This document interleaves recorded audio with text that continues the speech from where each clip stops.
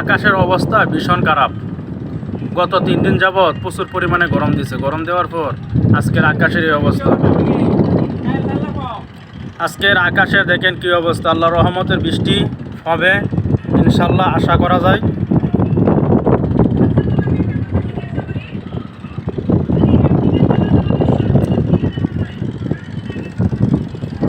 আকাশ কি পরিমাণ অন্ধকার করছে, প্রচুর মেঘ, আকাশে প্রচুর পরিমাণে মেঘ, বাতাস আসছে, নদীর পানিগুলা তৈ তৈ করতেছে।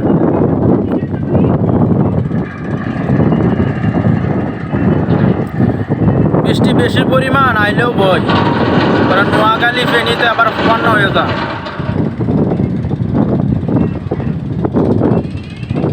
বাতাস আছে, সিমেন্ট ফ্যাক্টরি, সিমেন্ট সব উঠতেছে।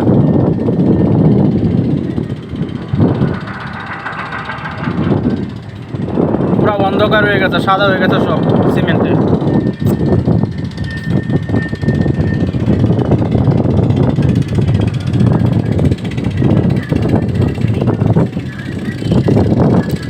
সকল জাহাজের লঙ্গরগুলা পাল্টাছে।